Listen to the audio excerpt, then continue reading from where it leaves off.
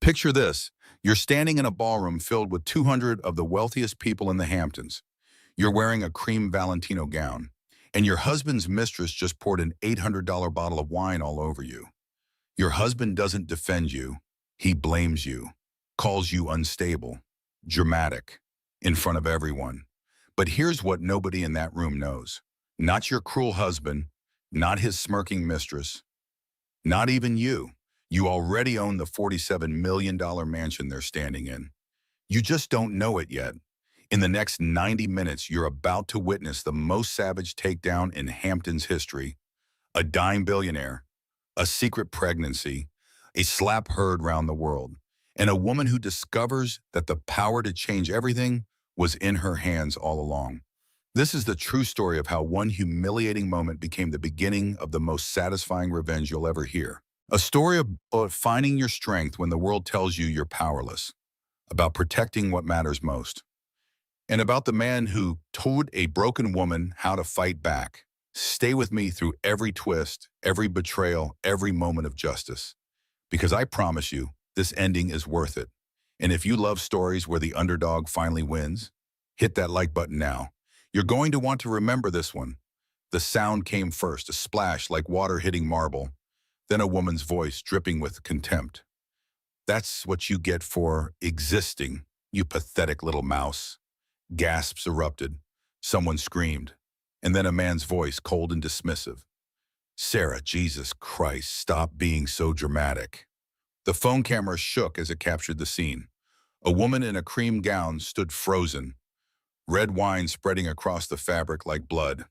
The liquid dripped onto white marble floors, while 200 guests watched in horror. The view counter in the corner climbed steadily. 500,000, 1 million, 2 million. Comments scrolled past faster than anyone could read them. Who pours wine on someone like that? Preston Mitchell is garbage.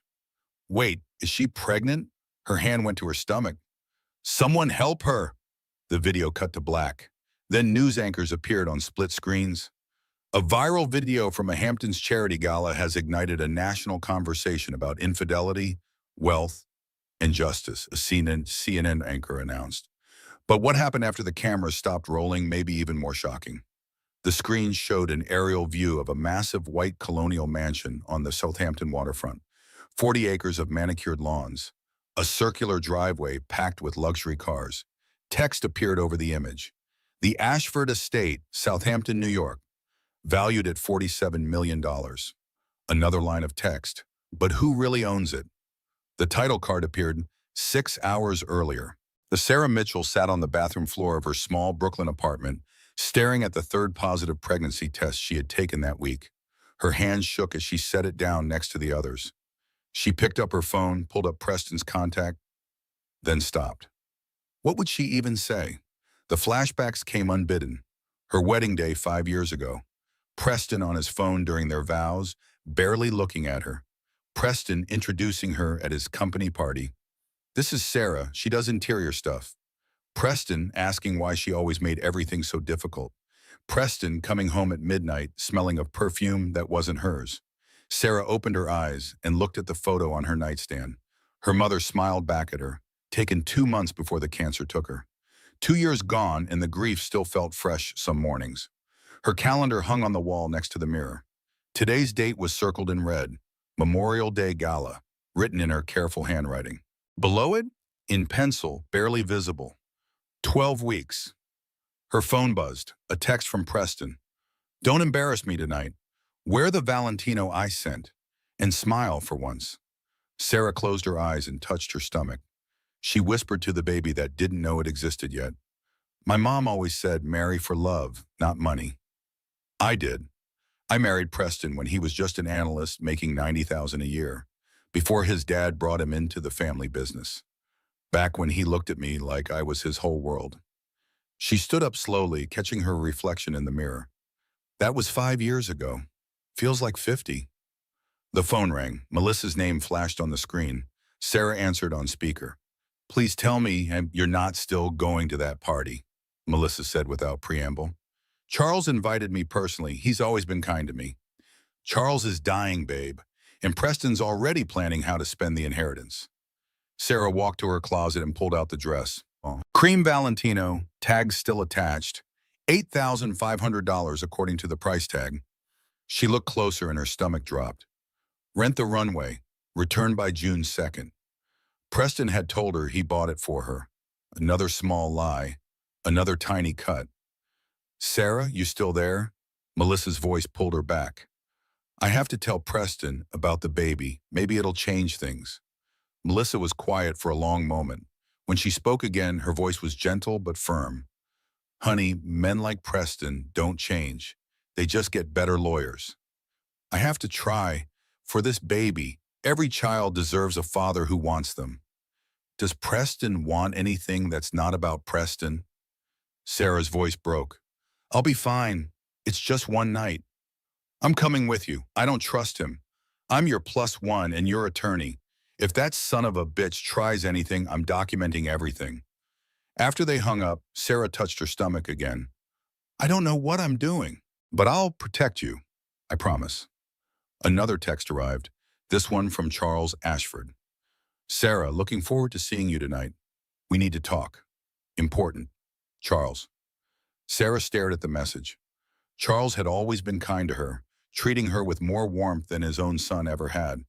But important felt ominous. A third text came through. Preston again. Dad's been asking about you. Just agree with whatever he says and don't make it weird. Sarah set down the phone and looked at the pregnancy tests lined up on the bathroom counter. 3 pink lines. 3 confirmations. 3 reasons everything was about to change. She just didn't know how much. The Uber pulled up to the massive iron gates of the Ashford estate just as the sun began its golden descent toward the horizon. Sarah stepped out first, smoothing her rented Valentino gown. Melissa emerged behind her, already eyeing everything with the practiced suspicion of a divorce attorney who had seen too many ugly endings. A security guard approached with a clipboard. Name? Sarah Mitchell, +1. The guard checked his list, then looked up with a warmer expression. Mrs. Mitchell, of course. Welcome home. Sarah blinked. I don't live here. Mr. Ashford asked me to tell you he'd like to see you in the study before the event begins. Melissa leaned close and whispered, That's weird, right? The gate swung open, revealing the estate in its full glory. White columns rose 3 stories high. The circular driveway was already packed with cars that cost more than most people's houses. A Bentley Continental, a Tesla Model X, a Porsche Taycan. Valets in crisp uniforms moved between them with practiced efficiency. Women glided past in Chanel and Carolina Herrera, their jewelry catching the light. Men stood in clusters, wearing Tom Ford and Brioni suits, holding crystal glasses of champagne. A 12-piece orchestra played Vivaldi on the terrace. Ice sculptures shaped like swans flanked the entrance. A passing guest noticed them staring. Last year's Memorial Day Gala raised $4.2 million for children's hospitals, the woman said cheerfully. Charles Ashford doesn't do anything small. Melissa muttered under her breath, Jesus, how much is this party costing? Sarah didn't answer. She was looking at the house, trying to remember the last time she had been here. Preston's birthday, maybe 6 months ago. He had barely spoken to her that night either. A butler appeared at the entrance. Mrs. Mitchell, Mr. Ashford is waiting for you in the study. If you'd like to follow me. Sarah glanced at Melissa, who nodded. They followed the butler through marble hallways lined with oil paintings and antique furniture. Every surface gleamed. Every corner whispered old money. The butler stopped at a heavy wooden door and knocked twice. Come in. Charles's voice, still strong despite the illness. The door opened to reveal a wood-paneled study filled with floor-to-ceiling law books. A massive mahogany desk dominated the center, and behind it sat Charles Ashford. He looked thinner than the last time Sarah had seen him. His face was drawn, his skin pale, but his eyes were sharp and clear as he gestured to the chair across from him. Sarah, close the door. Sarah obeyed, her heart hammering. Melissa stayed by the door, giving them space but watching carefully. Charles, is everything okay? Preston said you wanted to see me. Preston doesn't know I asked for you. Sit. She sat. Charles studied her face for a long moment. Then he said something that made her freeze. How are you feeling? I'm fine. His gaze didn't waver. Are you? I don't understand what you're asking. You're not drinking champagne tonight. You touched your stomach 3 times during our last conversation at Easter. And you have that glow my late sister had when she was pregnant. Sarah's eyes filled with tears. She opened her mouth, but no words came out. Charles's expression softened. Does Preston know? I was going to tell him tonight. I thought maybe if he knew we were having a baby, he might love you again. The tears spilled over. Sarah tried to wipe them away, but they kept coming. Charles stood slowly, came around the desk, and pulled her into an embrace. It was the first genuine affection she had received in months, and it broke something open inside her. I need to tell you something, Charles said quietly. I'm dying, pancreatic cancer, stage 4. 6 months, maybe 8 if I'm lucky. Sarah pulled back, shocked. Oh my God, Charles. Preston knows. I told him 3 months ago. His response was to ask me to sign over power of attorney so he could protect the assets while I'm mentally compromised. That's horrible. It clarified something for me. Charles returned to his chair, moving carefully. I built a $4 billion empire, Sarah. Tech patents, real estate, investments. I always assumed Preston would inherit it, carry on the legacy. He paused, looking at her intently. But legacy isn't about blood. It's about character. And my son has none. Sarah didn't know what to say to that. Charles pulled a folder from his desk drawer. I need you to know something before tonight begins. 5 years ago, on your wedding day, I transferred ownership of this property. I know Preston's been asking you about the estate. I didn't transfer it to Preston. Silence. I transferred it to you. Sarah stood up so fast the chair nearly tipped over. What? This estate, the 40 acres, the mansion, the beach access, legal value $47 million. It's been in your name for 5 years, in an irrevocable trust. You're the sole beneficiary. That's impossible. I would have signed something. I would have known. The trust was established as a wedding gift. My attorneys handled everything. It was designed to protect you. Protect me from what? Charles looked at her with something that might have been sadness or regret. From my son. The words hung in the air. Sarah's mind raced, trying to make sense of what he was saying. I saw how he treated you even at your wedding, Charles continued, taking calls during your vows, dismissing your family, introducing you as an afterthought. I knew if I gave him this property, he'd use it as leverage, as control. So I gave it to you instead. Insurance. Why didn't you tell me? Because I didn't want you to feel obligated. I wanted you to stay with Preston if he deserved you. I gave him 5 years to prove himself. Charles coughed, a deep rattling sound that made Sarah flinch. He failed. Charles, this is too much. I can't accept. Tonight, Preston is going to humiliate you. I don't know how yet, but I know my son. He's been distant, cruel, spending money on someone else. I can feel it. Sarah's voice dropped to a whisper. Her name is Amber. I've known for 6 months. Charles's eyes flashed with anger. Is she here? Tonight? Preston said she's his colleague. But yes, I think so. Then tonight you'll have to make a choice. Endure it silently, like you've been doing, or use the power I'm giving you. He handed her the folder. Inside were legal documents with her name on every page. Deeds, titles, trust agreements. This is your home, Sarah. Not his, not mine. Yours. Remember that. A knock at the door interrupted them. Before Charles could respond, Preston walked in. Dad, there you are. Guests are asking for you. He noticed Sarah and his expression hardened. Oh, Sarah. What are you doing in here? I invited her, Charles said calmly. The party's outside, Sarah. Go mingle. Sarah found a small voice. Your father wanted to speak with me. Preston turned to Charles. About what? Estate matters. Nothing that concerns you. Preston forced a laugh. Everything about the estate concerns me, Dad. I'm your heir. Charles met his son's eyes. Are you? The tension in the room thickened. Preston's jaw clenched. He grabbed Sarah's arm. Let's go. You're making this awkward. Remove your hand from her. Immediately. Charles's voice wasn't loud, but it carried the weight of absolute authority. Preston released Sarah as if she had burned him. Go back to your party, Preston. Sarah will join when she's ready. Preston looked between them, his face reddening. Then he leaned close to Sarah and whispered low enough that only she could hear. We're going to talk about this later. He left, slamming the door behind him. Charles waited until the footsteps faded. That's what I mean. Control, ownership. He doesn't see you as a partner. He sees you as a possession. Sarah was shaking. I should go. The baby, the stress isn't good. I know, but hear me. Tonight, when he shows you who he really is, believe him, and use the power you have. Sarah clutched the folder to her chest and nodded, even though she didn't fully understand what Charles was asking of her. Not yet, but she would. The ballroom was everything money could buy and taste could refine. Crystal chandeliers reflected light across marble floors, so polished they looked like mirrors. The orchestra played something classical and expensive sounding. Waiters in white gloves circulated with trays of champagne and caviar. 200 guests mingled in designer clothes, their voices creating a sophisticated hum beneath the music. Sarah stood at the edge of it all, still processing what Charles had told her.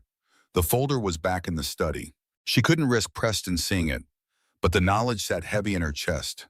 This house was hers, had been for 5 years, and she never knew. Melissa found her near the champagne tower. What was that about? You look like you've seen a ghost. Charles told me something impossible. What? Sarah glanced around to make sure no one was listening. I'll tell you later. Right now, I just need to find Preston and tell him about the baby before I lose my nerve. She scanned the crowd and spotted him near the bar. He was laughing with a group of men in expensive suits, all of them holding drinks and looking pleased with themselves. And next to him stood Amber Sinclair. Sarah had only seen her in photos before, social media posts Preston thought he had deleted carefully enough. But there she was in person, late 20s, platinum blonde hair cascading over bare shoulders. She wore a red bandage dress that looked painted on, and Louboutin heels so high they should have been dangerous. Jewelry glittered at her throat and wrists. Melissa followed Sarah's gaze. Oh, hell no. Is that her? That's her. Preston's arm was around Amber's waist, casual, possessive. His thumb stroked her hip in small circles. They looked comfortable together, like they had done this 1,000 times before. Sarah's hand went to her stomach without thinking. Come on, Melissa said. Let's get this over with. Sarah crossed the ballroom on unsteady legs. Preston saw her coming and didn't move his arm. She touched his shoulder. Can we talk? Privately? Preston didn't even look at her. Kind of busy, Sarah. Can it wait? It's important. Amber turned and extended her hand, her smile as sharp as glass. Hi, I'm Amber. You must be Sarah. Preston's mentioned you. Sarah shook the offered hand limply. His wife, yes. Amber's eyes widened in fake surprise. Oh my God, I'm so sorry. I didn't realize. Preston never wears his ring, so I assumed. Preston cut her off smoothly. Amber's my colleague from the Vanderbilt deal. Preston, I really need to talk to you. He checked his watch, a Patek Philippe that cost more than Sarah's yearly salary. I have investors to schmooze. What is it? Sarah glanced at Amber. Alone? Preston sighed like she was being unreasonable. Sarah, you're always so paranoid. Amber, give us a minute. Amber smiled sweetly. Of course, I'll go find the ladies' room. She walked away with deliberate sway in her hips. Every man in the vicinity noticed. The moment they were alone, Preston's demeanor shifted. He softened his voice, touched Sarah's cheek with practiced gentleness. Hey, sorry, work mode. You look beautiful tonight. Sarah was so surprised she nearly stepped back. He hadn't complimented her in months. Really? You said this dress makes me look... I was stressed. The Vanderbilt deal's worth $40 million. You know how I get. Sarah wanted desperately to believe him. I know, but I love you. You know that, right? Tears formed before she could stop them. Do you? Preston pulled her close, a public display of affection. Several guests glanced their way and smiled approvingly. Sarah whispered into his shoulder, Preston, I need to tell you something important. Preston! Amber's voice rang out across the ballroom. She hurried back toward them, face flushed with excitement. The Vanderbilts are asking for you. They want to discuss the Shanghai contracts. Preston released Sarah immediately. "'Kay, coming." He kissed Sarah's forehead, the first real affection in weeks. Hold that thought. We'll talk later tonight, okay? I promise. Then he was gone, his arm returning to Amber's waist as if it had never left. They disappeared into the crowd together. Melissa appeared at Sarah's elbow. Did he just love bomb you and then ditch you for her? Sarah watched them across the room. Preston leaned down to whisper something in Amber's ear. They both laughed. His hand dropped lower to Amber's hip. To her ass. He squeezed. Amber leaned into him. He said he loves me, Sarah said hollowly. Sarah, babe, look at him. I was going to tell him about the baby. Don't, not here, not like this. Sarah felt something breaking inside her chest. Maybe I'm overreacting. Maybe she really is just a colleague. His hand is literally on her ass right now. Sarah saw it. Undeniable. Public. He didn't even care enough to hide it anymore. She retreated to the champagne tower, trying to breathe, trying not to cry, trying to hold herself together for just a few more hours. That's when Amber found her. So Sarah, can I call you Sarah? Sarah turned. Amber stood there holding 2 glasses of red wine. Her smile was all teeth and no warmth. What do you want? Just to chat, woman to woman. I don't think we have anything to talk about. Amber stepped closer. How does it feel? Excuse me? Being the placeholder, the starter wife, the one who gets traded in when the husband finally makes real money. Sarah's hands clenched. I don't know what Preston told you, but he told me everything. How you trapped him with emotional manipulation when he was broke. How you refused to sign a post-nuptial agreement even though his lawyers have been asking for 2 years. How you're bleeding his family dry with your little design business that doesn't make any money. That's not true. None of that. You know what the sad part is? Amber gestured around the ballroom. You actually think you belong here. Look around, Sarah. Hermes Birkins, Harry Winston diamonds, women who summered in the Hamptons their entire lives. And then there's you. Community college, public school, dead-end job measuring curtains for rich people. Yeah, I went to the Rhode Island School of Design. Amber laughed. On scholarship, right? Let me guess. Your mom cleaned houses to pay the rest? Sarah's face gave her away. See, I can always tell. You have that hungry look, like you're still trying to prove you deserve to be in the room. Melissa tried to intervene. Okay, that's enough. But Amber ignored her, stepping even closer to Sarah. And that dress, Valentino, very nice. Except it's a rental. I checked the tag when you walked past. Rent the runway, right? Preston wouldn't spend $8,000 on you. Sarah's hand went instinctively to her side. The tag was visible if you knew where to look. Her face burned with humiliation. He told me he bought it. Amber's fake sympathy was worse than outright cruelty. Oh, honey, he tells you lots of things, like how he's working late. He's at my place, Tribeca, 3-bedroom penthouse. He bought it for me last year, $4.5 million. You're lying. Am I? Ask him about the dog. French bulldog named Bruno. Preston hates dogs, remember? But I wanted one, so he got me one. Because that's what you do for someone you actually love.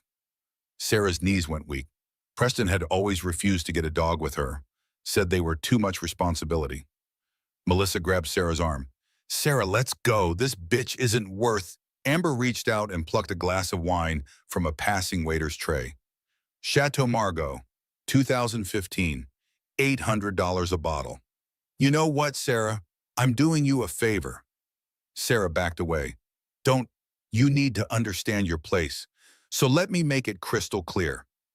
Amber raised the glass high. This is an $800 bottle of wine. That's more than your rent in that shitty Brooklyn apartment, right? Time seemed to slow. Sarah watched the glass tilt, watched the dark red liquid begin to pour, watched it arc through the air in a perfect stream. The wine hit her chest and spread instantly, soaking through the cream Valentino-like blood. Cold and wet and humiliating. Gasps erupted around them. The orchestra hit a wrong note and stopped. 200 guests turned as one. Phones came up. At least 30 people started recording. Wine dripped onto the marble floor. Sarah stood frozen, trembling, unable to move or speak or think. Amber's voice rang out, loud enough for everyone to hear. There, now you look like you belong. covered in something expensive that someone else paid for. The ballroom fell into shocked silence. And somewhere in that silence, someone whispered, "Where's Charles? Someone needs to get Charles." Preston rushed over, his face a mask of concern that Sarah might have believed if she hadn't just watched his hand on Amber's ass minutes before. "What the hell, Amber?" Amber's transformation was instant. Her smirk vanished, replaced by wide-eyed innocence. She pressed a hand to her chest. "She lunged at me. I was defending myself." Preston turned on Sarah, and that's when she knew for certain. He believed Amber, or he wanted to believe her, or he didn't care about the truth at all. "Jesus Christ, Sarah, what did you say to her?" Sarah couldn't form words. The wine was cold against her skin, seeping through the expensive rental dress. Her hands shook. The entire room watched her fall apart. "I said nothing. She just, you're always starting drama. This is exactly why I can't take you anywhere." Melissa pushed through the crowd, her phone already out. "Are you kidding me right now? Your mistress just assaulted your wife and you're blaming her?" Preston's face reddened. "Mistress? Amber's my colleague. Sarah's just paranoid because I'm what, Preston?" Sarah found her voice finally. It came out stronger than she expected. Preston lowered his voice, but the room was so quiet everyone heard him anyway. "Unstable. Your therapist said you have anxiety issues. I went to grief counseling after my mother died. And you've been different ever since. Emotional, irrational, making scenes at family events." A woman nearby whispered to her husband, "Did he just gaslight her in public?" Another guest muttered, "Where's Charles? Someone needs to tell Charles." Jordan Klein, a tech journalist Sarah vaguely recognized from Preston's work events, was already typing furiously on his phone. The hashtag appeared seconds later. "Ashford scandal." Melissa had her phone to her ear. "Yes, I need to report an assault. 485 Meadow Lane, Southampton. A woman just threw wine on another woman at a private event. Yes, I have video. Multiple witnesses." Amber's face went pale. "You can't call the cops on me. Do you know who I am?" "Yeah, Melissa said coldly. "You're about to be arrested." Vivian Ashford, Preston's mother, materialized from the crowd. She was 65 and dressed in Chanel, every silver hair in place. Her face a practiced mask of concern. "Everyone calm down. This is a misunderstanding. Sarah, dear, why don't you go clean up? I didn't do anything wrong." Sarah's voice was still shaking, but she didn't back down. "Of course not. But you're making a scene and the guests are uncomfortable." "She's making a scene?" Melissa's voice could have cut glass. "Amber just committed battery in front of 200 people. Vivian turned to the security staff hovering nearby. "Escort Mrs. Mitchell to the guest house. Quietly." "She's not going anywhere," Melissa snapped. That's when the ballroom doors opened. Charles Ashford appeared in the doorway. The effect was immediate and absolute. Conversation stopped mid-sentence. Waiters froze with trays balanced on their hands. The orchestra conductor lowered his baton. Every eye in the room turned to the old man with the cane, moving slowly but with undeniable command. His voice, when he spoke, carried to every corner of the silent ballroom. "What is happening in my home?" The crowd parted like water as he walked through. He moved directly to Sarah, his face unreadable. He looked at her wine-soaked dress, the tears streaming down her face, her trembling hands. "Sarah, are you hurt?" She could barely speak. "I'm sorry, Charles. I didn't mean to cause trouble." "Answer the question. Are you physically harmed?" "No, who did this?" No one spoke. Charles's voice rose, filling the massive room with the force of his anger. "I asked a question. Who did this?" Amber stepped forward, her confidence returning. She had charmed powerful men before. She could charm this dying old man. "Mr. Ashford, I'm so sorry for the disruption. I'm Amber Sinclair, Preston's colleague from the Vanderbilt deal. It was an accident. She bumped into me and the glass just slipped." "That's a lie." Melissa held up her phone. "I have video from 6 different angles showing you deliberately pouring wine on her." Charles turned to Melissa. "Who are you?" "Melissa Harper, Sarah's attorney and friend." "Her attorney is here?" "I came as her +1. Good thing, too." Charles studied Melissa for a moment, then seemed to approve. He turned to Preston, who stood next to Amber looking increasingly uncomfortable. You invited this woman to my home? Dad, Amber is important to the Vanderbilt deal. I don't give a damn about the Vanderbilt deal. Did you invite her? Yes, but is she your mistress? Gasps rippled through the crowd. Preston's face went from red to white. Dad, this isn't the time. Answer me, son. Is this woman your mistress? Preston's jaw worked. Sarah and I have been having problems. That's not an answer, Amber tried to interrupt. Mr. Ashford, Preston and I have a very special relationship. Charles held up one hand. I wasn't speaking to you. He turned back to Preston, and his voice dropped to something cold and deadly. Your wife is standing here, humiliated, covered in wine, in front of 200 guests, and you're defending the woman who assaulted her. Is that accurate? You're making this sound worse than it is. Is that accurate? Preston looked at the floor. Yes. I raised you better than this. Dad, if you just let me explain. Explain what? That you brought your whore to a family event? That you humiliated your wife publicly? That you've dishonored this family? She's not my whore, she's... The slap echoed through the ballroom like a gunshot. Charles had hit Preston across the face with enough force to snap his head to the side. Preston stumbled back, hand flying to his cheek.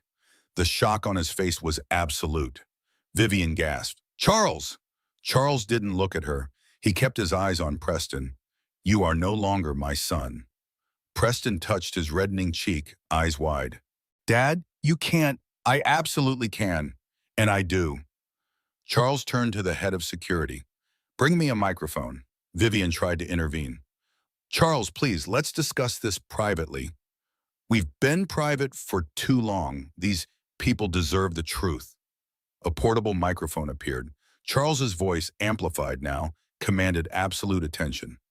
Ladies and gentlemen, I apologize for the disruption, but what you've witnessed tonight requires immediate address. 200 phones were recording. The live stream viewers were climbing by the second.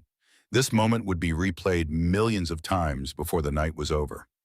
For those who don't know me, I'm Charles Ashford. I built Ashford Technologies from a two-person startup in 1983 to a company worth $4.2 billion. I did it through hard work, integrity, and a belief that character matters more than profit. Scattered applause. Charles held up his hand for silence. I also built this estate, this house, these gardens, everything you see around you. I built it to be a legacy, a place where family would gather, where love would be honored. He paused, letting the weight settle. My son has turned it into a circus. Preston tried to speak. Dad, please don't do this. Do what? Tell the truth? You're afraid of the truth, Preston? You're not thinking clearly. Your cancer treatments. Do not use my illness to excuse your behavior.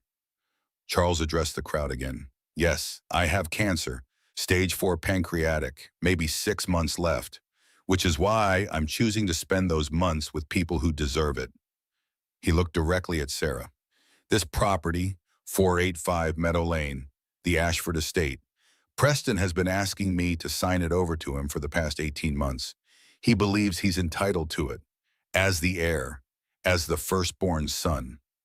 Preston's face was pale now. It's family property. It was family property. Until 5 years ago. Charles pulled the folder from inside his jacket, the same folder he had shown Sarah less than an hour ago. On October 12th, 5 years ago, Preston's wedding day, I transferred full ownership of this property. A guest called out, "To Preston?" Charles paused for a long moment. No, hun. The silence was deafening. I transferred ownership to the Sarah Mitchell Irrevocable Trust, the sole beneficiary of which is my daughter-in-law, Sarah Mitchell. Stunned silence gave way to confused murmurs. Preston looked like he'd been struck again. That's impossible. Is it? Blake, would you verify?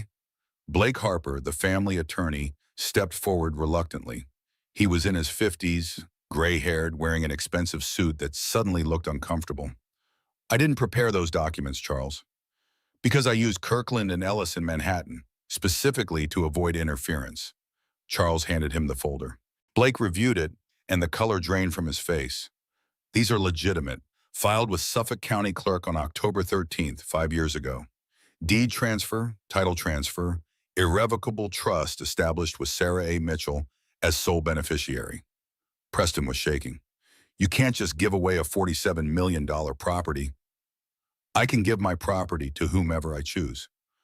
Amber's voice was shrill. This is insane. Charles turned to her and his expression was arctic. You're trespassing on private property. Sarah's private property. Sarah stood frozen, wine still dripping from her dress, unable to process what was happening. Charles looked at her and his voice gentled. Sarah, I didn't tell you because I didn't want you to feel obligated. I wanted you to stay with Preston because you loved him, not because you needed the house. He looked back at Preston with disgust. I gave him 5 years to prove he deserved you. He failed spectacularly. Then Charles did something that changed everything. The decision is yours now, Sarah. This is your home. Do you want them to stay? Or do you want them removed? Every eye in the ballroom turned to Sarah.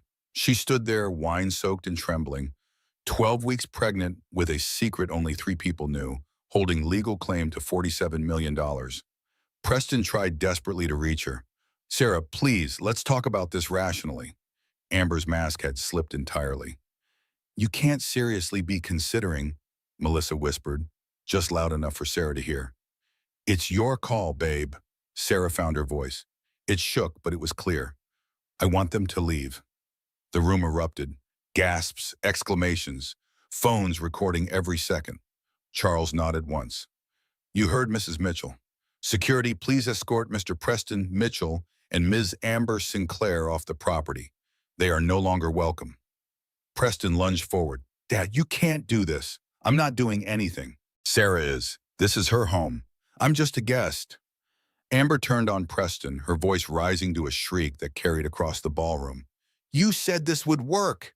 You said your father would never give her anything. You promised me once you got the house we could. Preston grabbed her arm hard enough to leave marks. Shut up, Amber. Don't tell me to shut up. I gave up 2 years for you. The trips, the penthouse, the Cartier bracelet you said was an investment. I said shut up. Preston slapped Amber across the face. The collective gasp was even louder than when Charles had slapped him. 30 phones captured the moment in high definition. It would be on TMZ within the hour. Detective Rachel Morgan, who had been working event security in plain clothes, stepped forward.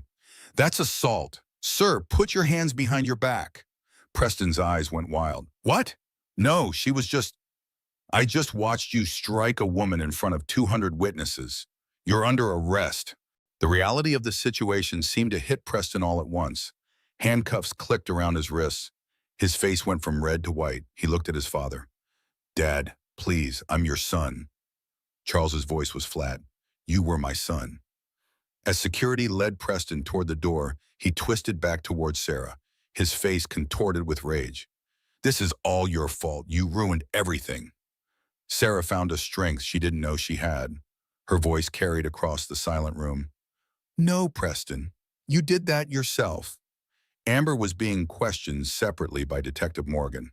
Her makeup ran down her face in black streaks. Ma'am, are you pressing charges for the assault? Amber looked between Preston and the detective, calculating. I don't know, he's never done that before. And I'm pressing charges against her for assaulting my client, Melissa announced. Detective Morgan nodded. We'll take statements from everyone. I'm afraid this party's over. But it wasn't over. Not yet. Because then something unexpected happened. An elderly woman in the crowd started clapping. Slow, deliberate applause. Sarah recognized her vaguely from previous events. One of the old Money Hamptons families. About damn time someone stood up to that little piece of work, the woman said clearly. Another guest joined the applause. Then another. Within seconds, the entire ballroom was applauding Sarah. Not out of mockery, out of respect. Jordan Klein was posting in real time. Sarah could see his screen from where she stood.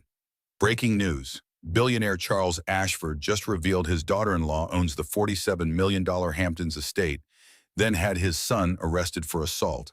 This is the wildest thing I've ever witnessed. Video coming. #Ashford scandal. The tweet already had 500,000 likes and climbing. Charles approached Sarah quietly while the police did their work. "How do you feel?" Sarah's laugh was slightly hysterical. "I don't know. I don't even know what just happened. You took back your power. Come with me. We need to talk privately." Melissa stayed close. "I'm coming too." Of course. They retreated to the study while the ballroom slowly emptied. Guests filed out, still recording, still posting, still talking. The story was already going viral. By morning, it would be national news.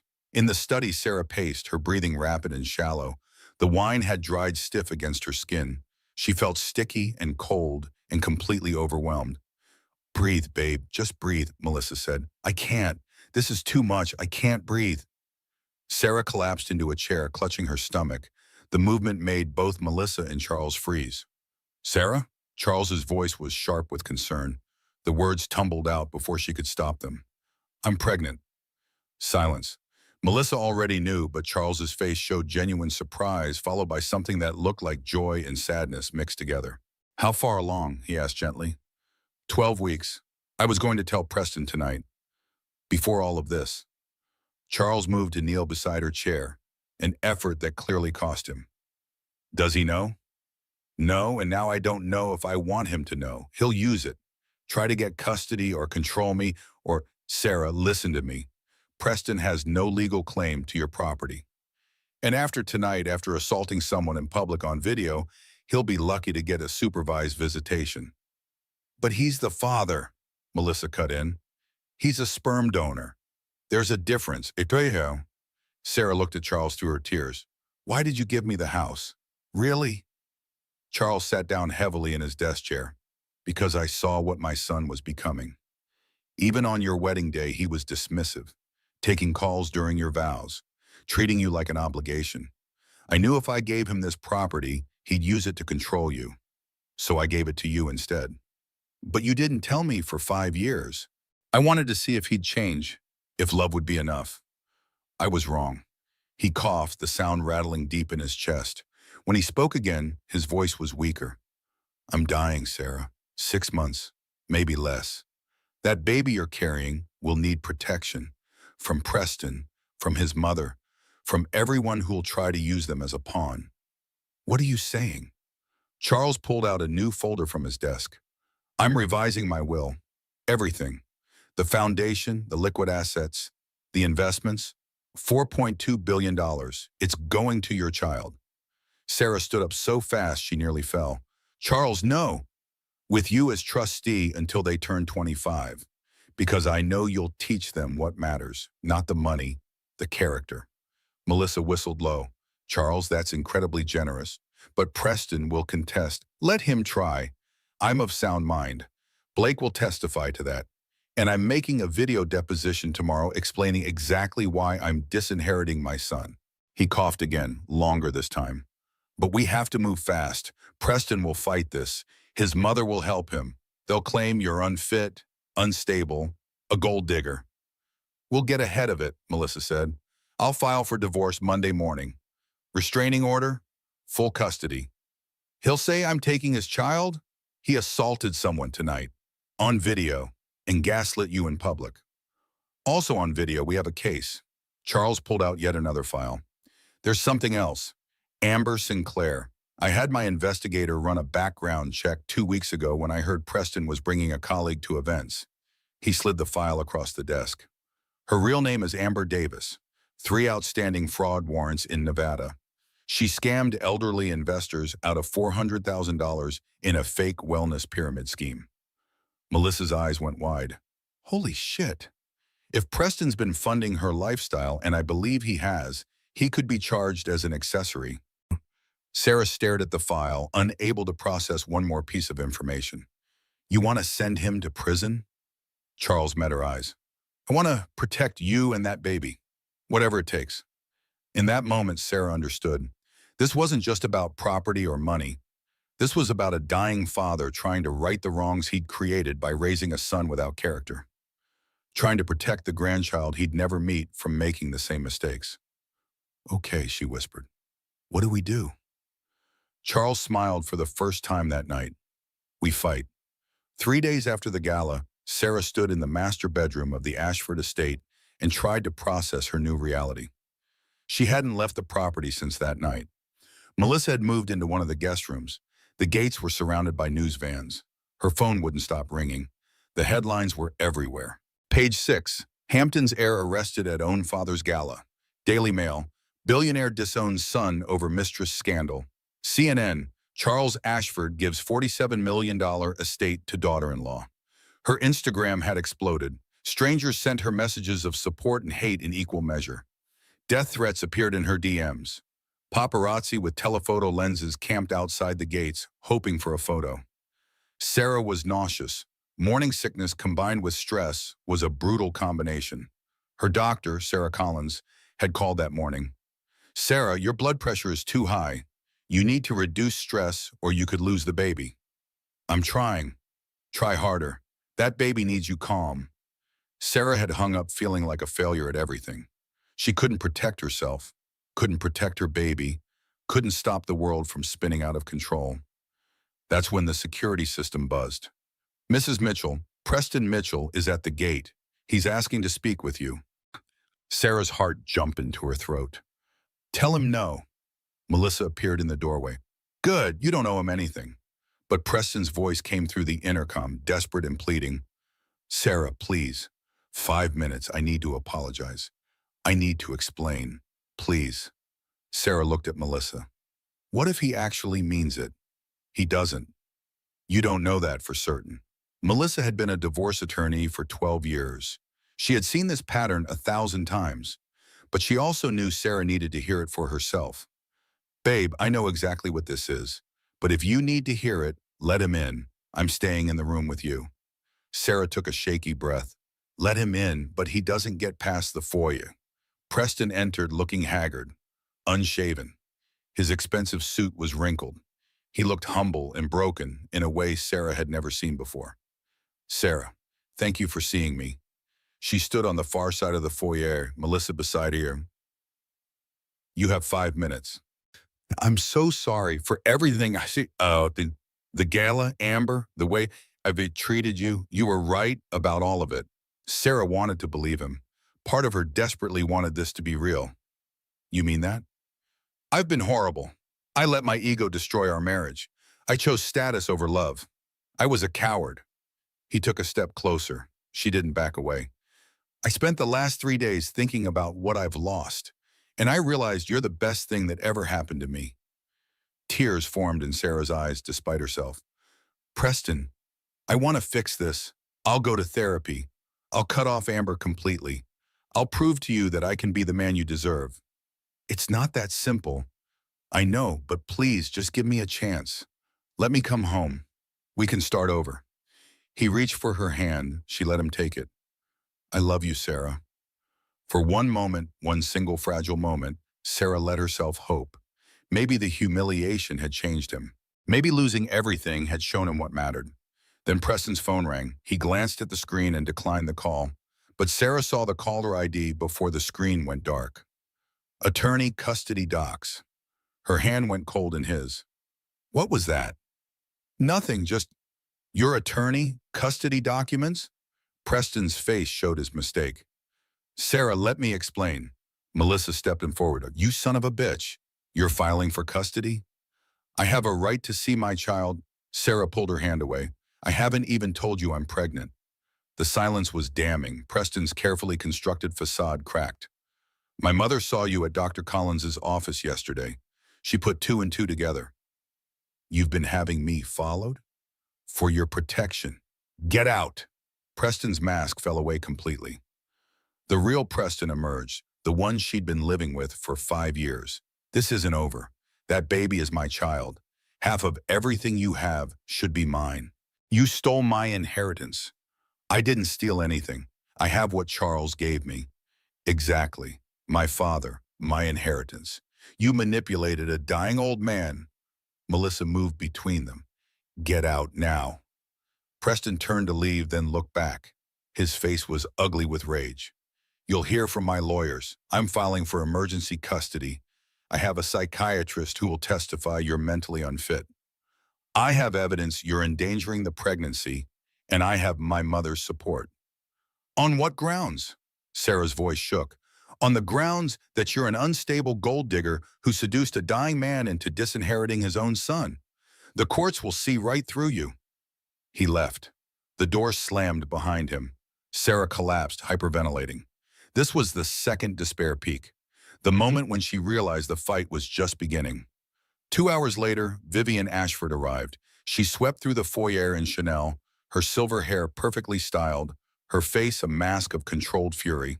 We need to talk. Woman to woman. Sarah was still shaking from Preston's visit. I have nothing to say to you. You will when you hear what I'm offering. Melissa tried to intervene. She's not interested in... Vivian pulled out a checkbook. Actual paper, like something from another era. $10 million, right now. Sign away all custody rights to the baby, leave Preston alone, and disappear. Sarah stared at her. You're trying to buy my child? I'm trying to save an Ashford heir from being raised by you. Get out of my house. Vivian's smile was cold. Your house, for now. But when Preston contests Charles's mental capacity, and believe me, he will, all of this goes away. Melissa stepped forward. Charles was examined by 3 separate physicians. Charles was on morphine when he made those transfers. Documented. His oncologist will testify he wasn't of sound mind. That's a lie. Mama says is that a dying man gives away $50 million to his son's wife days before a major family event? That screams undue influence. Sarah's voice was small. I didn't even know about the house until... Prove it. Oh, wait, you can't, because it'll be your word against a dead man's. Vivian let that sink in. Charles has maybe 4 months left. When he dies, we'll have the will overturned. Preston will get everything, and you'll get nothing except a custody battle you can't afford. Charles is setting up a trust for the baby. That'll be contested too. Ashford money goes to Ashford blood, not some designer's brat. Melissa moved forward. You need to leave. Now. Or what? You'll call the police? I'm a 65-year-old grandmother. They'll laugh at you. Vivian leaned close to Sarah, her voice dropping to a whisper that Melissa couldn't quite hear. I buried 1 daughter-in-law already. Don't make me bury 2. She left as elegantly as she'd arrived. Sarah turned to Melissa. She threatened me. Did she threaten me? I don't know if that was a threat or just rich people talk, but either way, we're documenting everything. Sarah's phone rang. Unknown number. Hello? Mrs. Mitchell, this is page 6. We're running a story tomorrow about your affair with Charles Ashford. Would you like to comment? Sarah's blood went cold. What? There's no affair. We have sources saying you've been living at the estate for 3 weeks, sleeping in the master bedroom. Charles gave me the house. This is insane. So you deny the affair? Sarah hung up, her hands shaking so badly she dropped the phone. What was that? Melissa asked. They're saying I'm having an affair with Charles. They're going to print it. The next morning, the headlines confirmed her worst fears. Did Charles Ashford give $47 million to his mistress? Friends say Sarah Mitchell seduced dying billionaire. Preston Mitchell, my wife stole my inheritance. The social media reaction was brutal. She's a gold digger, this is so obvious. Pregnant by the son, sleeping with the father, nasty. Poor Preston, his wife and dad betrayed him. Sarah's Instagram was flooded with hate. Death threats filled her DMs. The paparazzi outside the gates grew from 5 to 20. That afternoon, Sarah went into the bathroom and saw blood. She screamed for Melissa. Something's wrong, the baby. Melissa called 911 while Sarah sat on the bathroom floor, crying and praying and feeling everything slip away. This was the 3rd despair peak, the moment when she thought she would lose everything that mattered. The emergency room was cold and too bright. Sarah lay on the examination table while Dr. Collins moved the ultrasound wand across her stomach. The silence stretched unbearably. Then the heartbeat filled the room, fast and strong and alive. Sarah sobbed with relief. Dr. Collins's face was stern. Sarah, you're having a threatened miscarriage. The baby's heartbeat is there, but it's weak. You need complete bed rest, no stress. I can't. They're destroying me, the news, Preston's lawyers. If you don't rest, you will lose this baby. Is that what you want? No, of course not. Then you need to choose. Fight them or save your child. The words hit Sarah like a physical blow. She couldn't do both. She couldn't protect herself and protect the baby. She had to choose. That's when Charles appeared in the doorway. He was in a wheelchair now, oxygen tank beside him. He looked thinner than he had 3 days ago. The cancer was eating him alive. Everyone out. I need to speak with Sarah alone. Dr. Collins hesitated. Mr. Ashford, she needs rest. I'll make it quick. The room cleared. Charles wheeled himself close to the bed and took Sarah's hand. I saw the news, the lies, all of it. Charles, I know, but they don't care about truth. They care about narrative. Sarah was crying again. I can't fight them anymore. I'm going to lose the baby. Maybe I should just give them what they want. Take the 10 million and disappear. No, Charles's voice was sharp. You listen to me. I didn't give you that house so you could surrender it. I gave it to you so you'd have power. What power? They're going to take everything. They're going to prove you weren't in your right mind. Not if I finish what I started. He pulled out a document from the bag attached to his wheelchair. Tomorrow I'm holding a press conference. At the estate, I'm going to tell the truth. About Preston, about why I transferred the deed, about their lies. You're too sick. I'm dying anyway. Might as well go out fighting. He coughed violently. Blood flecked his lips. He wiped it away impatiently. I'm going to announce that I've revised my will.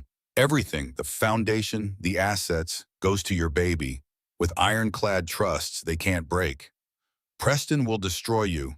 He already has, but he won't destroy you, or that child. Charles pulled out another document. This is my video deposition, made yesterday while I was still coherent, explaining everything. If I die before the press conference, Blake will release it. Charles, please don't. I'm not asking permission. I'm telling you to fight. Use the power I gave you. Be the mother that baby deserves. The next day, the front lawn of the Ashford estate was packed with media. 50 news outlets, cameras, reporters shouting questions. The feeding frenzy had reached critical mass. Charles sat in his wheelchair at a podium, Blake Harper on one side, Melissa on the other. Sarah watched from inside the house, too afraid to appear publicly, her hand pressed against the window. Charles's voice, amplified by the microphone, was still strong. My name is Charles Ashford. I'm 68 years old. I have stage 4 pancreatic cancer, and I'm here to set the record straight. The cameras focused. The reporters quieted. Over the past week, my daughter-in-law has been accused of seduction, gold digging, and theft. None of it is true. A reporter shouted, Mr. Ashford, did you give Sarah Mitchell the Southampton estate? Yes, 5 years ago, as a wedding gift, not last week. 5 years ago. When Preston married her, I saw something in Sarah that my son never appreciated. Kindness, integrity, loyalty. Why didn't you give it to Preston? Because I knew he'd weaponize it, use it to control her. I was right. Another reporter, are you having an affair with Sarah Mitchell? Charles actually laughed, though it turned into a cough. I'm dying. I can barely walk. And she's 36 years younger than me. Use your common sense. Then why is she living in the master bedroom? It's her house. She can sleep wherever she wants. I've been in the guest cottage for 3 weeks. Charles pulled out a folder. I'm revising my will.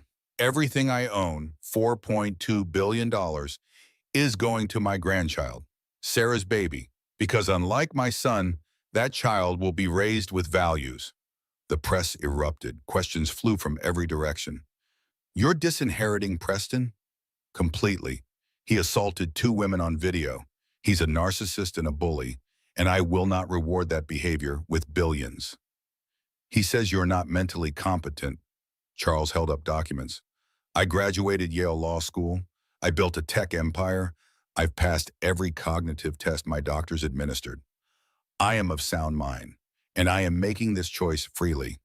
He pulled out another folder. This is a notarized statement from 3 physicians confirming my mental capacity. This is a video deposition explaining my reasoning. Then came the bombshell. And this is evidence that my son has been embezzling from the Ashford Foundation. $470,000 over 2 years. I've turned it over to the FBI. The press went wild. Inside the house, Sarah watched Charles defend her to the world, and something shifted inside her chest. She had spent 5 years making herself smaller, quieter, more convenient, letting Preston's narrative define to her. No more. She touched her stomach where the baby grew, still holding on despite everything. "We're going to fight," she whispered. "Your grandfather is showing me how." 2 months later, Sarah sat in a courtroom, visibly pregnant at 20 weeks. The morning sickness had finally eased. The threatened miscarriage had stabilized. But the battle was far from over. Preston's attorney, a sharp-faced woman in an expensive suit, stood before the judge. "Your Honor, Mr. Mitchell is seeking full custody based on Mrs. Mitchell's documented mental instability." Melissa was on her feet instantly. "Objection. There's no documentation of any mental instability. We have testimony from a psychiatrist. A psychiatrist Preston paid to say whatever he wanted. Meanwhile, Sarah has 6 character witnesses, medical records showing a healthy pregnancy, and video evidence of Preston's assault captured by multiple sources." The judge, a woman in her 60s with sharp eyes, looked unimpressed. "I've reviewed the videos." "Continue." Preston took the stand. He was dressed impeccably, playing the role of concerned father. "My wife manipulated my dying father into giving her everything. She's using this baby to secure wealth she never earned." Melissa's cross-examination was surgical. "Mr. Mitchell, were you or were you not arrested for assault on May 26th? "That was a misunderstanding." "Yes or no?" "Yes, but—" "And did you or did you not embezzle $470,000 from your father's foundation?" "I borrowed money I intended to repay." "So yes. And Mr. Mitchell, how many affairs did you have during your marriage?" Preston's attorney objected. "Relevance. It speaks to his character and fitness as a parent," Melissa countered. The judge nodded. "I'll allow it." Preston shifted in his seat. One, would you like me to present evidence of 3 different women?" Preston's face reddened. "I may have been unfaithful, but that doesn't make me a bad father." "You've never been a father. The baby isn't born yet, but you've proven yourself a terrible husband and a criminal. No further questions." Then Charles testified. He was wheeled in, visibly deteriorating. The cancer had progressed rapidly, but his mind was sharp. Preston's attorney tried to break him. "Mr. Ashford, were you on pain medication when you transferred the property?" "Yes, morphine, prescribed dosage, which can cause confusion." "I wasn't confused. I was deliberate. I've been planning that transfer since the day they got married." Charles looked directly at Preston. "Because I saw my son berate his bride during the rehearsal dinner. I saw him ignore her during the ceremony. I saw him treat her like property. And I knew one day she'd need protection from him." His voice grew stronger. "I just didn't know how right I was." The judge took less than 10 minutes to decide. "I'm ruling in favor of Mrs. Mitchell. Full custody. Mr. Mitchell may have supervised visits after the child is born, pending completion of anger management and parenting classes." Preston stood up, face red. "This is bullshit. She stole my inheritance. That baby is mine." "Mr. Mitchell, sit down or I'll hold you in contempt." "She's a gold-digging whore who—" "Bailiff, remove Mr. Mitchell from my courtroom." As security dragged Preston out, he screamed at Sarah, "This isn't over. I'll appeal. I'll destroy you." Sarah sat quietly, hands on her growing belly, and felt nothing but relief.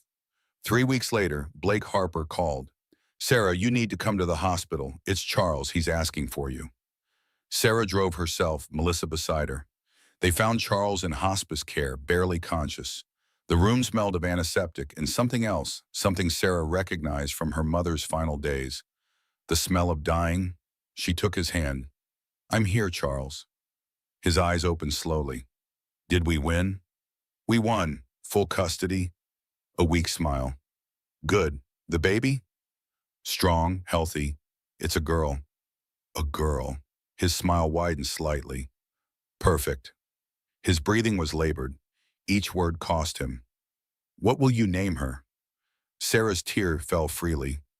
"Charlotte. After you." "Charlotte. beautiful. He squeezed her hand with what little strength remained. Promise me you'll teach her what I couldn't teach Preston. What's that? That love is more important than legacy. I promise. And Sarah? Yes? You were the best thing that ever happened to this family. The heart monitor's beep became a steady tone. Charles Ashford died holding Sarah's hand at 6:42 in the evening on August 3rd. 6 months later, Sarah gave birth to Charlotte Grace Mitchell at 2:17 in the morning. 7 pounds, 3 ounces. Perfect. Melissa was there, crying happy tears. She's beautiful. Sarah held her daughter and looked into eyes that reminded her of Charles. She has his eyes. Blake Harper arrived hours later with an envelope. I'm sorry to interrupt, but Charles left instructions. I was to give you this the day Charlotte was born. Sarah opened the letter with one hand, Charlotte sleeping against her chest. The handwriting was shaky, but unmistakably Charles's. Dear Sarah, if you're reading this, I've died and Charlotte has been born. 2 endings, 1 beginning. By now you know that everything, the foundation, the assets, the properties, belong to your daughter, $4.2 billion. It's an absurd amount of money. Use it wisely. But more importantly, teach Charlotte that wealth without character is worthless. Teach her to be kind, to fight for what's right, to protect those who can't protect themselves. You've already shown her all of that by being her mother. The house, your house, I hope you fill it with love, with laughter, with everything I failed to give Preston. You were the daughter I never had. Charlotte will be the granddaughter I never deserved but hoped for anyway. Thank you for fighting. Thank you for staying. Thank you for being exactly who you are. Love always, Charles. Sarah cried until she couldn't cry anymore, holding her daughter and the letter from a man who had saved them both. 5 years later, Charlotte was 5 years old when she first asked about the portrait. It hung in the main hall of the estate, massive and imposing. Charles Ashford in his prime, sharp-eyed and commanding, before the cancer had taken him. Mommy, who's that man? Sarah knelt beside her daughter. Charlotte had Charles's eyes and his quiet strength. She was fearless and kind in equal measure. That's your grandfather. He was the bravest man I ever knew. Why? Sarah smiled. Because he chose love over everything else, and he taught me to do the same. Charlotte studied the portrait seriously, then ran off to play in the gardens. Sarah stood alone in front of Charles's image and touched the frame gently. Thank you, she whispered, for everything. The Charlotte Ashford Foundation now operated 127 children's hospitals across the United States. They had invested $890 million in cancer research. Sarah served as CEO, working from the estate study where Charles had first told her the truth. Preston had served 18 months in federal prison for embezzlement. He was released last year, now working as a pharmaceutical sales representative in Phoenix. He had no contact with Charlotte. The court had terminated his parental rights after he violated the restraining order 3 times. Vivian had attempted to contest the will. The case was dismissed. She had never met her granddaughter. Amber Sinclair was extradited to Nevada and served 2 years for fraud. She had tried to sell her story to tabloids, but no one cared anymore. Sarah never remarried. People asked sometimes, mostly at charity events or board meetings. She always gave the same answer. I'm exactly where I need to be. On the 5th anniversary of Charles's death, Sarah took Charlotte to his grave. They brought flowers, Charlotte's carefully drawn picture of the two of them, and a letter Sarah had written. Charlotte placed the picture on the headstone. Do you think he can see us? I think he can. What was he like, really? Sarah thought about how to answer. Charlotte deserved the truth. He wasn't perfect. He made mistakes. He raised a son who turned out to be a terrible person. But when it mattered most, when someone needed him, he showed up. He fought. He protected the people who couldn't protect themselves. Like you protected me? Sarah pulled her daughter close. Like he taught me to protect you. They sat in comfortable silence for a while. Then Charlotte asked the question that Sarah had been waiting for. Why did grandfather give you the house? Sarah had prepared for this conversation for years. Charlotte deserved the whole truth. Because my first husband, your biological father, was cruel to me. He made me feel small and worthless. Your grandfather saw that, even when I tried to hide it. So he gave me something that would always be mine. something no one could take away. He gave me power when I didn't know I needed it. Did it work? Yes, it worked. Charlotte was quiet for a moment. I'm glad he gave you the house, otherwise I might not be here. Sarah's throat tightened. You're the smartest 5-year-old I know. Melissa says I get it from you. Melissa's biased. She's your godmother. They stayed until the sun began to set, painting the sky in shades of orange and gold. As they walked back to the car, Charlotte slipped her hand into Sarah's. Mom? Yeah? When I grow up, I want to be like grandfather. I want to help people who need it. Sarah's heart swelled with pride and grief in equal measure. Then we'll make sure you can. That's what the foundation is for. That's what all of this is for. That night, after Charlotte was asleep, Sarah sat in Charles's old study and opened the safe. Inside was the video deposition he had made before he died. She had watched it only once, the day after his funeral. Tonight felt like the right time to watch it again. Charles's face filled the screen, gaunt but determined. Sarah, if you're watching this, I'm gone. And I hope you've raised Charlotte to be everything Preston wasn't. I want you to know why I did what I did. Not just the house, but all of it. I built Ashford Technologies because I wanted to matter. I wanted to leave something behind. For years, I thought that meant passing everything to Preston. Blood legacy, family dynasty, all the things rich people convince themselves matter. He paused to cough, the sound harsh even through the recording. But legacy isn't about what you leave behind. It's about who you leave behind, the kind of people they become, the choices they make. Preston had every advantage, the best schools, the best opportunities, unlimited money, and he became cruel, entitled. Exactly the kind of person who makes the world worse. Charles leaned closer to the camera. Then I met you and I saw something different. You were kind to the staff. You volunteered at hospitals. You visited your mother's grave every week. You didn't want anything from me except respect. So I gave you the house because I knew you'd need it. I gave you my fortune because I knew Charlotte would need it. But most importantly, I gave you my trust because I knew you'd earned it. His eyes were wet. Teach Charlotte that wealth is a responsibility, not a privilege.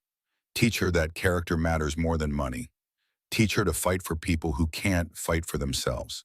And most importantly, teach her that love, real love, is about protection, not possession. He smiled, and for a moment he looked younger. You saved my life, Sarah. Not literally, but you gave my death meaning. You showed me what legacy really is. It's not buildings or money or family names. It's the difference you make in someone's life when they need you most. Thank you for letting me make that difference for you and Charlotte.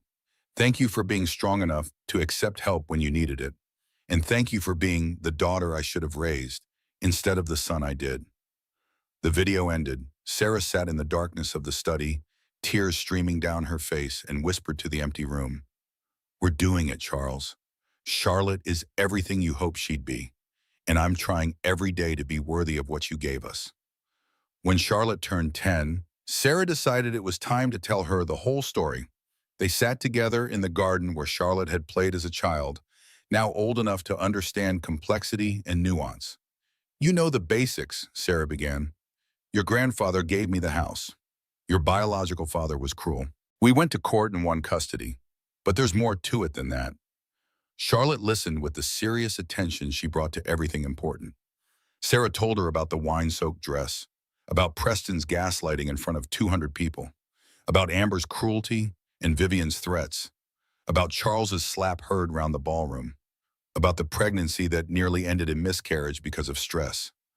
You were fighting for both of us, Charlotte said quietly. I was, but I didn't know how to fight until your grandfather showed me. He gave me power, but more importantly, he taught me how to use it, not for revenge, for protection. Do you hate my biological father? Sarah considered the question carefully. No, I pity him. He had every advantage in the world and wasted all of it. He could have been someone who mattered, someone who made the world better. Instead, he became someone people avoid. That's a sad way to live.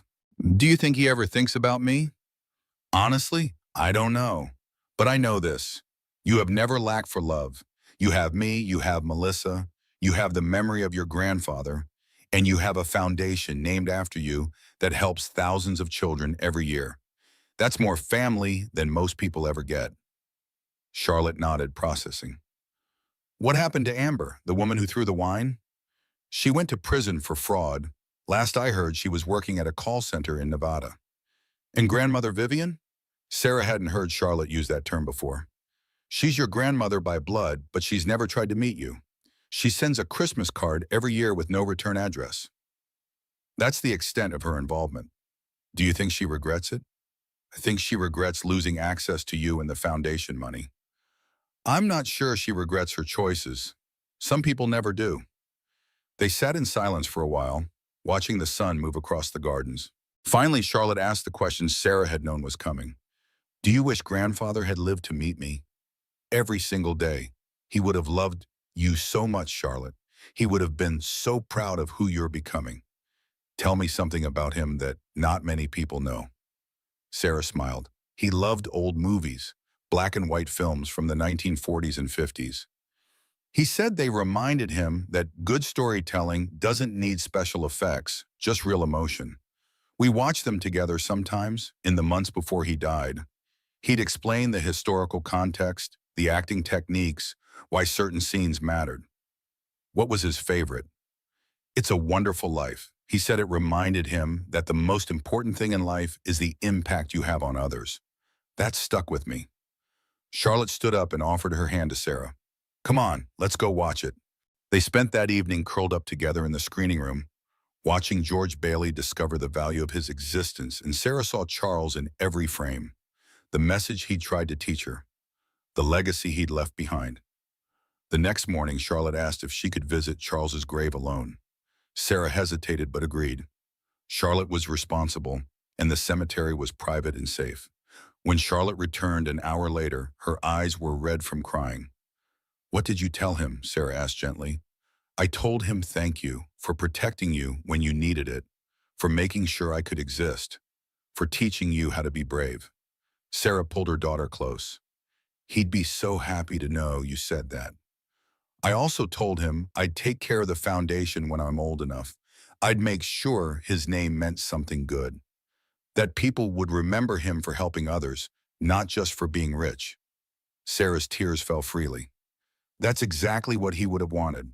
On Charlotte's 18th birthday, Sarah took her to the lawyer's office where Blake Harper, now in his 70s but still sharp, explained the trust. Charlotte, when you turn 25, you'll gain full control of the Ashford fortune, approximately $5.8 billion, including growth from investments. Until then, your mother serves as trustee, but today we need to discuss what you want to do with it. Charlotte had been preparing for this conversation for years. She pulled out a folder, her own folder, carefully organized. I want to expand the children's hospitals to every state. I want to triple the cancer research funding. I want to establish scholarships for students from low-income backgrounds who want to study medicine or social work. And I want to create a domestic violence shelter network with resources for women who need to escape dangerous situations. Blake looked at Sarah with barely concealed pride. She really is Charles's granddaughter. In all the ways that matter, Sarah agreed. Charlotte graduated summa cum laude from Yale with a degree in public health. She spent 2 years working directly in the foundation's hospitals, not as the heiress, but as a volunteer coordinator. She wanted to understand the work from the ground up. On her 25th birthday, she took full control of the foundation. Her first act was to rename the main conference room the Charles Ashford Memorial Wing. Her second was to establish the Sarah Mitchell Fellowship for women rebuilding their lives after leaving abusive relationships. For the woman who taught me that accepting help isn't weakness, she said at the dedication ceremony, it's wisdom. Sarah cried through the entire speech. When Sarah turned 60, Charlotte threw a party at the estate.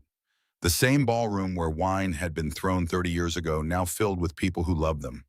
Melissa, now 70 and finally retired from law. Blake Harper, 90 and still giving advice. The staff who had stayed with them for decades.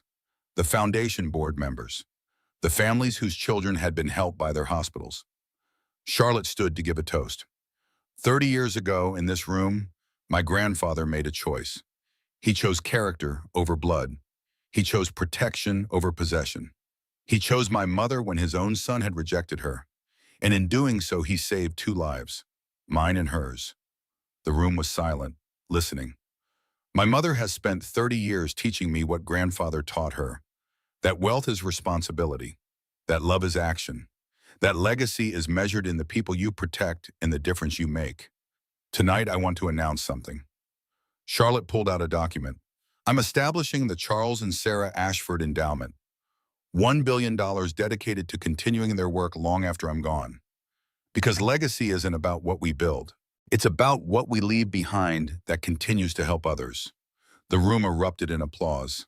Sarah stood to embrace her daughter, tears streaming down her face. Later, when the party had quieted and guests had filtered out, Sarah and Charlotte stood together in front of Charles's portrait. Do you think he knows? Charlotte asked. Everything we've built? I think he does, and I think he's proud. I wish I could have met him. In a way, you have. Every time you make a choice that helps someone who can't help themselves, you're meeting him. Every time you choose kindness over cruelty, protection over possession, you're knowing him. He lives in the choices we make. Charlotte linked her arm through Sarah's. Tell me again, the whole story, from the beginning. So Sarah did. She told her about the bathroom floor in Brooklyn with 3 positive pregnancy tests, about the rental dress and the lies, about Amber's cruelty and Preston's gaslighting, about Charles's slap that echoed through history, about the ownership revelation that changed everything. She told her about the pregnancy that nearly ended in miscarriage, about Vivian's threats and the media's lies, about Charles's press conference and his video deposition, about the court battle and the custody victory. She told her about Charles's death, holding his hand as he took his last breath, about the letter he'd left for Charlotte's birth, about the 5 years of building something that mattered. And she told her about love, real love, the kind that protects instead of possesses, the kind that empowers instead of diminishes, the kind that Charles had shown her and she had shown Charlotte. When she finished, Charlotte was crying. What an incredible story. It's your story too. You're part of it, the best part. They stood together in the ballroom that had witnessed so much pain and transformation, and Sarah felt the weight of 3 decades settle into something like peace. The wine stain was long gone, professionally cleaned from marble that still gleamed. The guests who had witnessed that night had moved on with their lives, but the video still circulated. 47 million views and counting. The top comment, pinned for years, read, "I was at that party. What happened after this video changed my entire life. Sarah Mitchell is a hero. Charles Ashford was a legend, and Preston can rot. Justice isn't always fast, but it's always worth the fight." Sarah had read that comment 1,000 times over the years. Tonight it hit different. Mom? Charlotte's voice pulled her back to the present. Yeah? When I have children someday, I'm going to tell them this story about their great-grandfather who chose love over legacy, about their grandmother who found her strength when she needed it most, about how our family wasn't built on blood or money, but on choices. Sarah pulled her daughter close. That's the legacy that matters, not the money, not the houses, the choices we make when someone needs us. They walked through the mansion together, turning off lights, checking locks, preparing for bed. The same routine Sarah had done for 30 years, but it never got old.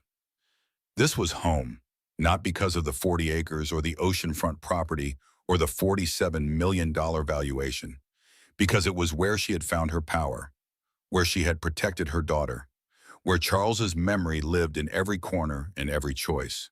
In the master bedroom, Sarah looked out at the ocean, the same view she had seen on that first terrible night, wine-soaked and humiliated and pregnant with a secret. She thought about Preston sometimes, though not often. She had heard he remarried, divorced again, moved from city to city, chasing opportunities that never materialized. He was 66 now, working a middle management job somewhere in the Midwest. He had tried to contact Charlotte twice, once on her 10th birthday, once on her 18th. Charlotte had declined both times. He's not my father, she had said simply. He's a stranger who shares my mayidim. My real family is you and Melissa and grandfather's memory. That's enough. Vivian had died 2 years ago, alone in a nursing home, surrounded by expensive things but no people who cared. She had left her estate to a cat sanctuary. perhaps her one decent choice. Amber had tried to write a tell-all book. No publisher would touch it. The last Sarah heard, she was managing a yoga studio in Reno. All of them had faded into irrelevance. Not because Sarah had destroyed them, but because they had destroyed themselves. Character Charles had taught her always reveals itself eventually. On the 30th anniversary of Charles's death, Sarah and Charlotte held a memorial at his grave. They invited everyone whose lives he had touched. Former employees, foundation board members, families whose children had been treated at Charlotte Ashford hospitals, people who had received scholarships in his name. Hundreds came. Charlotte spoke first, her voice strong and clear. I never met my grandfather. He died before I was born, but I've known him my entire life through his choices, through the protection he gave my mother when she needed it most, through the foundation that bears my name but carries his values, through every hospital bed, every research grant, every scholarship, every life changed for the better. She paused, looking at the headstone. Grandfather taught my mother that legacy isn't what you leave behind. It's who you leave behind and what they choose to do with what you've given them. Today, 30 years after his death, his legacy lives in 127 hospitals, in thousands of children who receive care they otherwise couldn't afford, in hundreds of researchers working to cure cancer, in women who found safety when they needed to escape danger.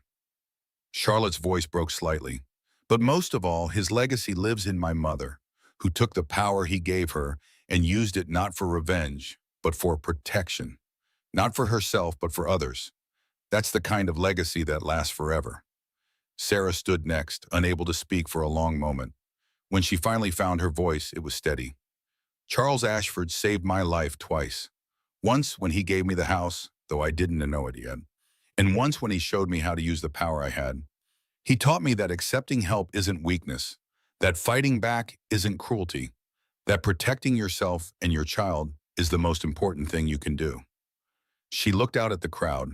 I was 32 years old, pregnant, humiliated, and convinced I deserved everything my husband had done to me. Charles looked at me and saw someone worth protecting, someone worth fighting for, someone who could become strong if given the chance. Tears streamed down her face. He was right, and I spent the last 30 years proving him right. Not just for me, for Charlotte, for every woman who's ever felt powerless in the face of cruelty, for everyone who needs to know that one person believing in you can change everything. She placed her hand on the headstone. Thank you, Charles, for seeing me when I couldn't see myself, for protecting me when I didn't know I needed protection, for giving me a daughter who will carry your legacy into the future, for teaching me that love isn't possession, it's freedom. That night, Sarah sat in the study one final time with Charles's video deposition. She had watched it hundreds of times over the years, but tonight felt different. Final somehow. Charles's recorded face filled the screen. Sarah, if you're watching this, I'm gone. Sarah smiled through her tears. Yes, you are, but you are still here too. I want you to know why I did what I did. I know now. It took me years to fully understand, but I know. Legacy isn't about what you leave behind. It's about who you leave behind. You left us, Charles, me and Charlotte, and we've spent 30 years making sure your legacy was everything it should have been. Teach Charlotte that wealth is a responsibility, not a privilege. She knows. She's teaching her generation the same thing. Thank you for letting me make a difference in your life. Sarah reached out and touched the screen. Thank you for being there when I needed you most. Thank you for believing in me before I believed in myself. Thank you for Charlotte. Thank you for everything. The video ended. Sarah turned off the monitor and sat in the darkness, feeling the weight of 30 years settle into something like completion. She had been 32 when Charles gave her the house, 32 when she stood in that ballroom, wine-soaked and humiliated, thinking her life was over. She was 62 now. Charlotte was 30. The foundation had helped hundreds of thousands of people. The fortune had grown to nearly $6 billion, all of it dedicated to helping others. And Preston? Preston was 66, alone, irrelevant, forgotten by everyone, except as a cautionary tale about what happens when you choose cruelty over character. Sarah stood and walked to the window. The ocean stretched out endlessly under the moonlight. The same ocean she had stared at 30 years ago, clutching trust documents she didn't understand. Pregnant with a daughter she was terrified she'd lose. But she hadn't lost Charlotte. She had raised her to be exactly what Charles hoped: kind, strong, dedicated to using her privilege to help others. And Sarah herself had become someone she never imagined possible. Not just a survivor, but someone who thrived.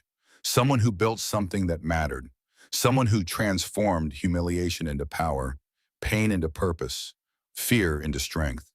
She thought about that night 30 years ago, the wine spreading across her dress like blood, Preston's voice telling her she was dramatic and unstable, Amber's cruelty, the 200 witnesses with their phones recording her humiliation. Then she thought about what came after. Charles's slap, the ownership revelation, the "I want them to leave" and the applause that followed. That was the night her life changed. Not because of money or property, but because one person believed in her enough to give her power when she needed it most.